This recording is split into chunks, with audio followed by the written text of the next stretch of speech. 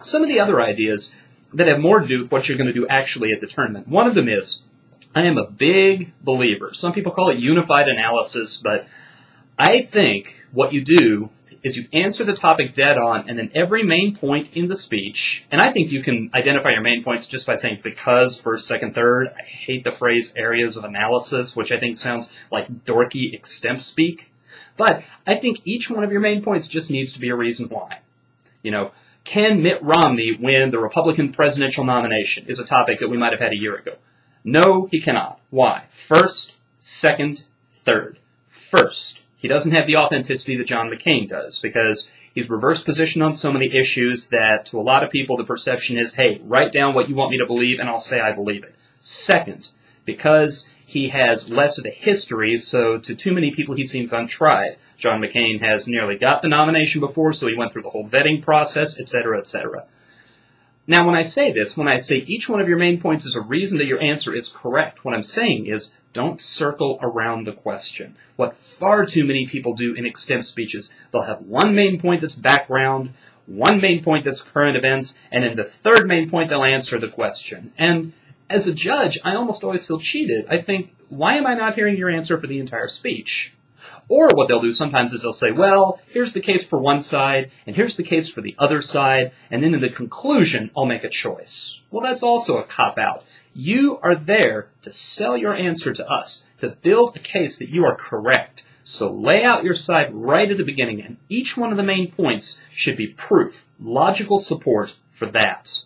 That really is a way to set your extemp speeches apart from other people's, and it's something that I strongly recommend. It may be that for certain judges, it feels a little bit too much like you're being an advocate, and it doesn't feel enough like you're backing up and analyzing what would make the case stronger. But I think that you'll find that those judges are in the minority, and that really, if you focus on what the answer is and make that the focus of every part of the speech, then that's going to make you a lot more competitive.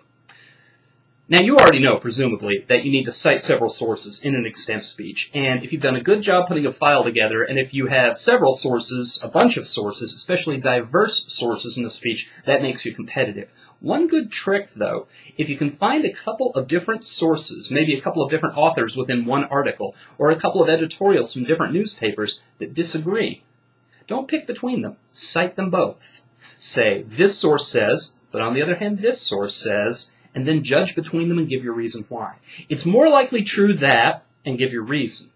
And that can get across to a judge that you're not just regurgitating. You're not just reporting what you found. It's not one big long book report, one big long current events report, that you actually have some critical acuity.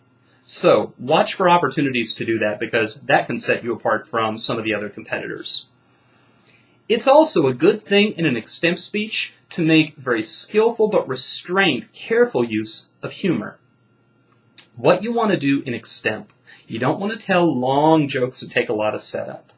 What works, what's really fairly effective, is to introduce humor into your speeches in quick asides, quick comments. Maybe with a straight face, just having described an event, say, and no one could have seen that coming. Something like that, and only a couple of times within the speech. The impression that you want to give the judges is that you are very, very capable and you are very focused on the job that you're there to do, but that you spice it a little bit with humor. It's not that the speech itself is humorous in nature. The speech is very substantively rich, but just to get their attention back once or twice, you're going to lighten the mood. So, try to find opportunities to do that, but be sure that it doesn't look as though you are making up for your lack of understanding of the topic by putting in a bunch of jokes about it. And it is easy to kind of, for the judges to run away with too much humor and arrive at that conclusion. You're making up for something you don't have by trying to be playful. So do it with restraint. The one last thing that I strongly recommend if you want to kind of move up in the extemp rankings and start to outdistance some of your competitors, care. Care about your topic. Show the judges that you care about your topic.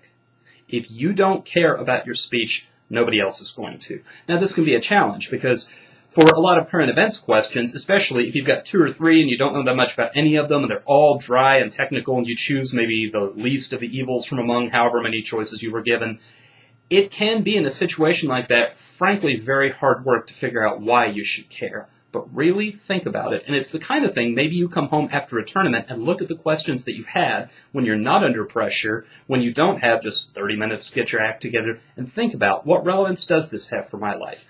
Who is it that stands to gain or lose by this? Who is it who is in danger because of this situation? And don't I care about them? Doesn't it matter to me, their well-being?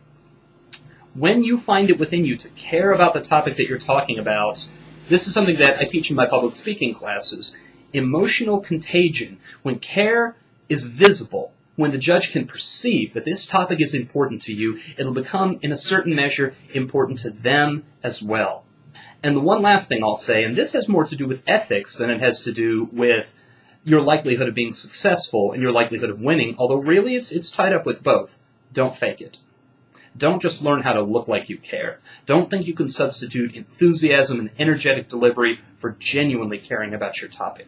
One of the things that extemporaneous speaking, the activity and competing in it, does for the people who do compete is it shows you a larger world. It shows you that there are problems and considerations that we don't necessarily see within the rooms or the hallways that we move in every day, that there are other people out there who are wrestling with problems, dealing with crises, and that they matter to us as well. So, one of the things that I certainly hope this activity is doing for you is it's growing you in the scope of your compassion. It should do that. That should be one of the things that at the end of a career competing in extem, you look back and you find you've developed in yourself. Not only because that makes you a better person and a better servant of your Father in heaven, but also it's going to make you a better extemporaneous speaker and someone that your audience will want to listen to, that they'll feel energized, they'll feel riveted when they see that there is a certain amount of passion and engagement. So work on that.